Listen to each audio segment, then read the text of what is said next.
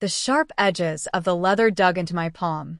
It felt wrong, too heavy, too male. Not mine. It was my planner. Yes, the familiar worn cover, the faint scent of my lavender hand cream clinging to the edges, but inside, it was corrupted. His penmanship, usually confined to hasty scribbles on sticky notes, was meticulously filling my pages. Blocky, aggressive script beside dates that meant nothing to me. B14? On mice. M-, cryptic codes staining the ordered grid of my life. A cold knot started forming in my stomach, tighter with each page I turned. The dates clustered together, then scattered, following a rhythm I didn't recognize, a pulse that wasn't mine, wasn't ours. Then, a small heart drawn hastily next to a sequence. My breath hitched. It wasn't a work project. It wasn't a new diet. This felt biological. Patterned. A sickening realization began to dawn, slow and viscous, coating my mind like tar. Let me know where you're watching from and what time it is. And if you haven't already, please subscribe. It helps me more than you know, bringing these stories to life. My life before finding the planner had a rhythm, a quiet hum I'd mistaken for contentment. It wasn't a grand, passionate existence, but it was mine. It was built on shared routines, the comfortable silence of evenings spent reading in the same room, the predictable cadence of his footsteps on the stairs, the faint scent of his coffee in the morning air. We had our life, a brownstone filled with second-hand furniture and the ghosts of future plans we'd sketched out on napkins, but never quite committed to. I was an editor, swimming in words all day, trying to find the perfect phrase, the right comma, the structure that made sense of chaos. My planner was an extension of that need for order, a physical manifestation of control in a world that often felt overwhelming. Each page a grid, a promise of structure. Appointments, deadlines, birthdays, anniversaries, little notes to myself about watering the plants or picking up dry cleaning. It was my external brain, my anchor. It smelled of ink and the specific paper I preferred, slightly textured under my fingertips. It was intensely personal. He was present, physically. He worked long hours, something in finance, a world of numbers and deals I didn't quite grasp. He came home tired, often preoccupied. Our conversations were functional. What's for dinner? Did you pay that bill? How was your day? Answered with a perfunctory fine. The passion that might have been there once had settled into something quieter, something I thought was maturity, the evolution of love. We were a team, navigating the choppy waters of life side by side, even if our oars didn't always dip in unison. There was a comfortable affection, a history etched into the lines around his eyes, the way he knew exactly how I liked my tea. I thought we were okay. That maybe okay was enough. My deepest desire wasn't grand romance. It was stability, a shared future, a sense of being truly seen and valued. I poured my energy into creating a warm home, a predictable sanctuary against the outside world. My planner was the blueprint for that sanctuary, mapping out the tasks that built our shared life. The first time I couldn't find it, I felt adrift. It was a Tuesday. My rhythm depended on that planner. It wasn't just a book. It was my schedule, my memory, my control. I retraced my steps. Had I left it at work? In the car? My mind started cycling through possibilities, a low hum of anxiety building. I needed it for a meeting, a crucial deadline note scribbled only within its pages. I asked him if he'd seen it. He was distracted, fumbling with his keys. He mumbled something about not seeing it, didn't even meet my eyes. A tiny, almost imperceptible shift in his demeanor. I brushed it off. We all misplace things. I spent the next hour frantically searching, the anxiety escalating. Without it, my day felt like trying to navigate in the dark.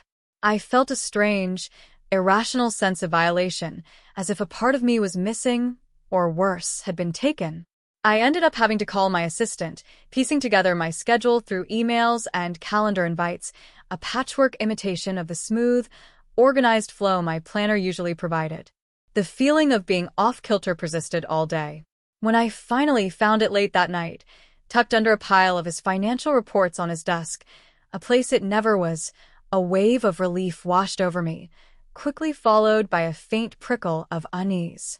Why was it there? He never touched my things, least of all my planner. I opened it, flipping through the pages to confirm everything was intact. Everything seemed fine, my familiar entries staring back at me. I chalked it up to him perhaps moving it inadvertently, a moment of absent-mindedness. I placed it back on my bedside table, its rightful home, and the sense of order was restored. For a little while. It went missing again the next week. And then the week after. Each time, the search was more frantic, the disruption more jarring. Each time, it would reappear in an unusual place, his car console, tucked into his briefcase, once even in the garage. He always had a vague excuse, a hurried explanation that didn't quite fit. Must have moved it, or thought it was something else. The prickle of unease grew into a persistent itch under my skin. Something was wrong. This wasn't absent-mindedness. This was deliberate. But why? What possible reason could he have for taking my planner? Was he checking up on me? Did he suspect something? The thought was absurd. My life was an open book, or rather an open planner. There was nothing to hide. Then came the marks. The strange codes started appearing. At first, I thought they were my own forgotten scribbles, maybe from a particularly hectic week. But they weren't my pen. I used fine-tipped black gel pens. These marks were in a thicker, darker ink, a rollerball he sometimes used. His distinctive, heavy hand. I started paying closer attention. The planner went missing, then reappeared. I'd open it, and there they would be. Small, foreign invasions on my orderly pages. B14. All mice. M-. Sometimes just a date circled with an X. They seemed random at first, sprinkled throughout the months. But as I noticed more, a pattern began to emerge. They appeared roughly every month. They seemed to follow a sequence. The knot in my stomach tightened. This wasn't work. This wasn't our life. The suspicion was a tiny, poisonous seed that sprouted in the dark corners of my mind. Infidelity. The word itself felt sharp, alien. I didn't want to believe it. Our marriage wasn't perfect, but surely it wasn't that. We didn't have explosive fights. There was no dramatic tension, just the quiet erosion of time and routine. Adultery felt too dramatic for our beige existence. I tried to rationalize it. Maybe it was a secret project at work he couldn't talk about? Maybe he was tracking something for a friend? The excuses sounded hollow even to me. The marks were too personal, too consistent, too cyclical. I started researching the codes discreetly. Online searches for B14 code meaning O+ symbol, nothing concrete. Medical codes? Financial terms? My mind chased dead ends. But the regularity of the dates haunted me. A cycle.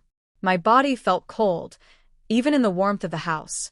I began watching him more closely. The late nights became later. The preoccupied air thickened into distance. He was on his phone constantly, guarded, turning the screen away from me. The little things I'd overlooked or explained away as stress or work now felt like glaring red flags. He'd shower as soon as he got home, even if he'd been in the office all day. He was suddenly meticulous about his laundry, taking care of it himself. He smelled different sometimes, a perfume that wasn't mine, faint but distinct, clinging to his collar. The dread was a physical weight in my chest. It pressed down, making it hard to breathe. I felt like I was drowning in slow motion.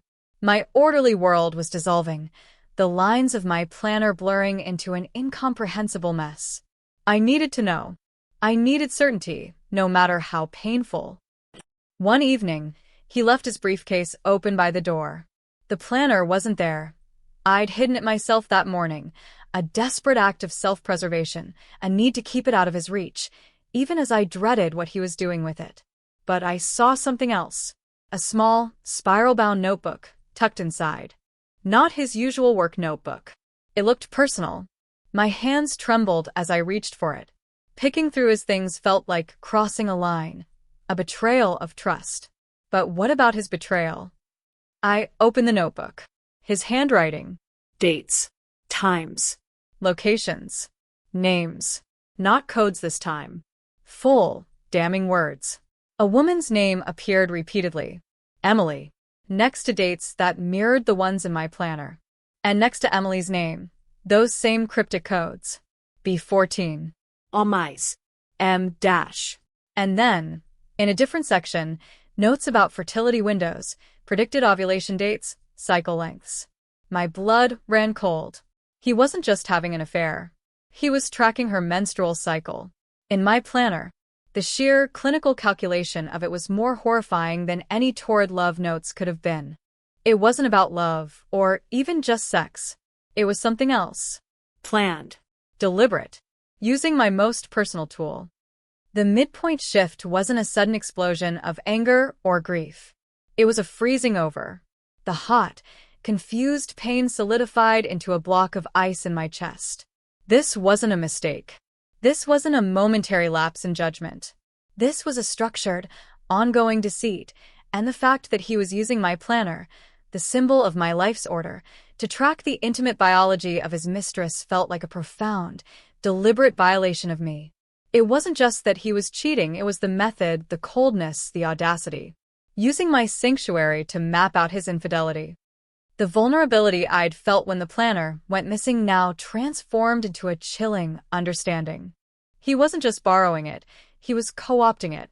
He was so arrogant, so comfortable in his deception, that he didn't think twice about using my organizational tool, leaving his trail right there in the open, hidden in plain sight on the pages of my life. He was blindfolded by his own hubris. And that blindness felt like a strange kind of power. My pain didn't disappear, but it was joined by a cold, hard resolve. I couldn't confront him with tears and accusations. He would lie, deny, gaslight. I needed something more. Something undeniable. Something that would hit him where he lived. I started tracking his life with the same meticulous detail he applied to Emily's cycle. I didn't need his notebook anymore. I had my planner back, and now I saw it with new eyes. It was a battlefield, a place where two realities intersected. I kept my own entries, a facade of normal life. But alongside them, using a new code only I understood, I began mapping his movements, his late nights, his excuses, the subtle tells of his deception. I became a quiet observer in my own home, watching a stranger move through the rooms we once shared. The deepening crisis was living a double life within my own life. Every smile felt like a lie, every casual touch like a physical repulsion. The house, once my sanctuary, felt like a stage where I performed the role of the unsuspecting wife. The silence between us was no longer comfortable. It was heavy with unspoken secrets. I ate dinner with him, watched TV with him, went to bed beside him, all while knowing the sordid details of his other life, mapped out on the pages I touched every day. The stress was immense. My sleep was fractured by dreams filled with coded calendars and strange symbols. My focus at work suffered. My carefully constructed order felt like it was crumbling, not just from his actions, but from the weight of my own silence and deceit. I worried I was losing myself in this mission, that the bitterness and coldness were consuming me. There were days I wanted to scream, to shatter the fragile piece, to throw the planner at him and watch him break. But I held back. I remembered his smug confidence, the cold, clinical entries in his notebook. He didn't deserve the dignity of my raw pain. He deserved to be blindsided. I knew he had a crucial court date coming up. It was for a lawsuit related to his business, something complicated involving a former partner. He'd been stressed about it, talking about deposition schedules, deadlines, crucial filings. He'd even marked some of the dates in my planner when he'd had it, before I took it back permanently. Those dates now stood out, stark against the backdrop of my carefully maintained facade. He was relying on those dates, on his own system, his own memory filtered through my planner. He was so focused on managing his two lives, the one with me, the one with Emily, that he was neglecting the foundations of his actual reality. The turning point came when I saw how deeply he was relying on the system he'd created, a system tangled up with my planner. He'd asked me, casually, if I remembered him mentioning a specific date for a key filing. He didn't even check his own calendar app. He looked at me, waiting for me to confirm his entry in my book. It was then I knew. His arrogance was his undoing. He was so certain he was in control that I was oblivious that he could use my tools without consequence. He was blindfolded by his own sense of superiority and the all-consuming nature of his affair. I didn't need to create elaborate schemes. I just needed to nudge the system he was relying on. He was using my planner as a primary reference for crucial dates, mixing his illicit schedule with his vital professional obligations. He was juggling too much, too carelessly. The plan was simple, almost passive, relying entirely on his pattern of behavior and his overconfidence. I kept the planner always visible on my desk or the kitchen counter, where he was used to seeing it and occasionally grabbing it. I didn't remove his entries for the court dates. I didn't alter them. That would be too risky, too easy to trace back to me. Instead, I focused on the other entries, the ones for Emily. I subtly shifted some of the dates related to Emily. Not the cycle tracking, that was too complex and too ingrained for him to miss entirely. But appointments with her, planned weekends away, reminders to call her. I shifted a few key ones to fall on, or just before his critical court deadlines. A planned romantic weekend suddenly appeared in his view the same weekend he had a crucial deposition prep session. A note to pick up Emily's dry cleaning, her special occasion dress, landed squarely on the morning he absolutely had to be at his lawyer's office at 9 a.m. sharp. I didn't write these entries. I just carefully, meticulously transcribed them from his discarded notebook into my planner, but with slightly altered dates. His own words, his own appointments, weaponized by being placed in a different time slot within the document he trusted.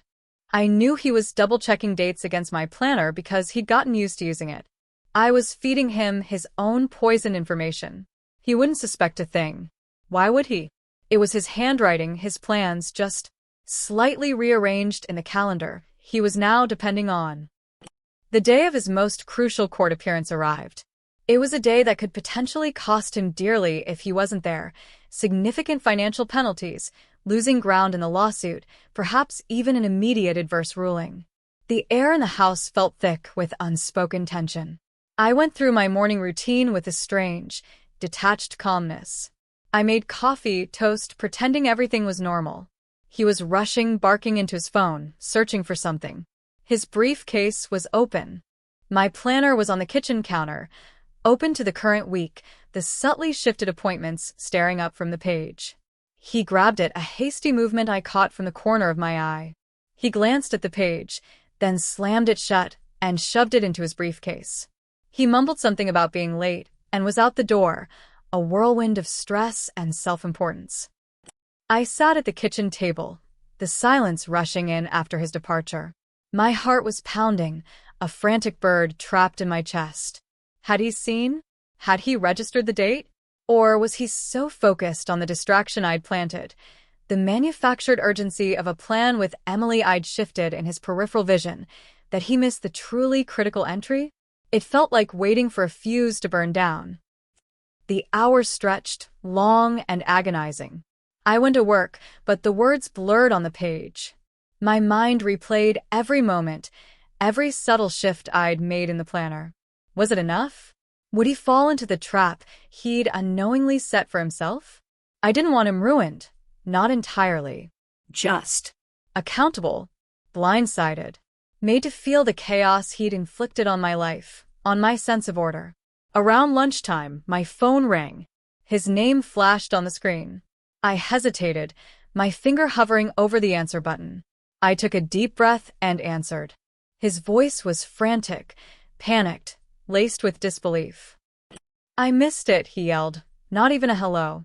"I missed the court date." How could I have missed it? My voice was steady, calm. Missed what? The filing. The appearance. It was today. It was today, and I was halfway to the airport. For that weekend. He was sputtering, unable to comprehend. The weekend with Emily. The date I had subtly shifted to overlap with his court obligation.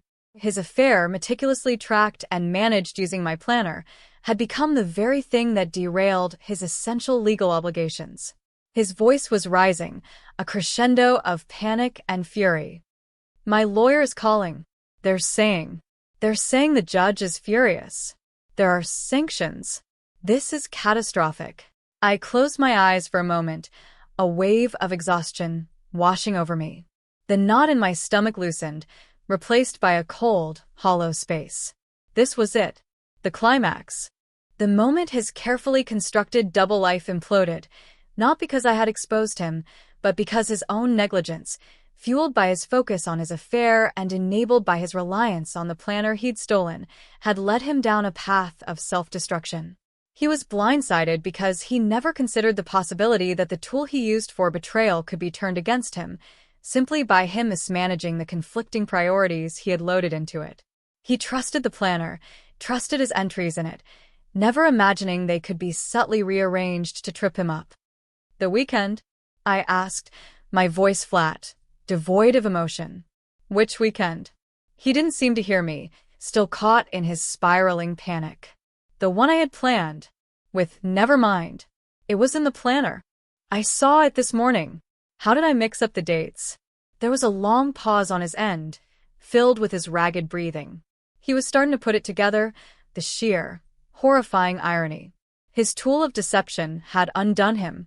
He had prioritized the affair, had become so consumed by managing it, using the very pages of my life to do so, that he had neglected the structures holding up his own. "The planner?" His voice was quieter now, laced with a dawning, terrible suspicion. You didn't." Didn't what? I asked. I didn't need to confess. His own actions, his own reliance on the compromised schedule, were the evidence. "Nothing," he whispered, the bravado gone, replaced by utter defeat. "It was my mistake. I have to go. This is bad. Really bad." He hung up. I stood there, phone in hand, the silence of my apartment pressing in. There was no triumph, no jubilant sense of victory, just a profound, aching sadness for the ruin of it all. The marriage was over, not with a bang, but with the quiet click of a planner closing, its pages filled with the messy, tragic evidence of a life gone horribly wrong.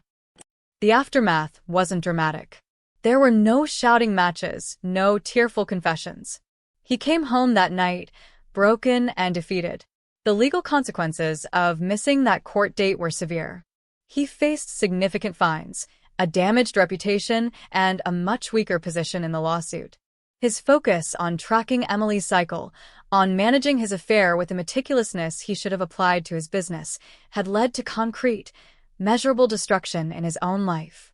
He had been so busy looking sideways, he hadn't seen the cliff edge in front of him. He never mentioned the planner specifically, never accused me directly.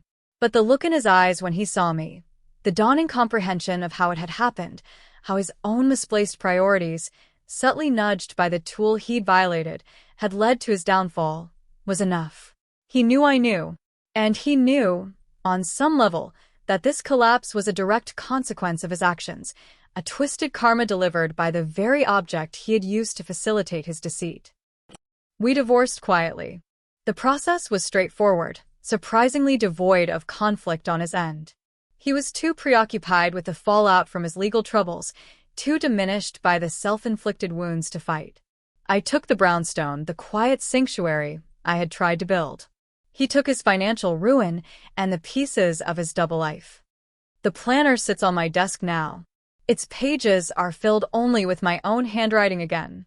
The foreign marks, the coded betrayals, have been overwritten with new appointments, new deadlines, new plans for a future that is solely mine. It's no longer just a tool for organization. It's a symbol, a reminder that order can be disrupted, that trust can be violated, but also that even in the darkest moments, clarity and a quiet, determined strength can emerge. The experience changed me.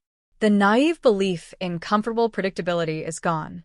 I see the world with sharper eyes, more aware of the hidden currents beneath the surface. But I also know my own resilience.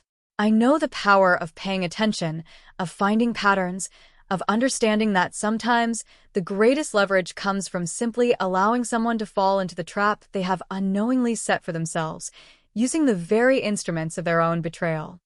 My planner is mine again. Its pages are clean, ready for the future. It smells of ink and lavender. And in its quiet order, there is a sense of peace I hadn't known before. It's not a perfect peace, perhaps, tinged with the residue of what was lost. But it is real. It is mine. If this story hit close to home, I'd love to hear your version. Drop a comment with where you're listening from and what time it is. Thanks for being here.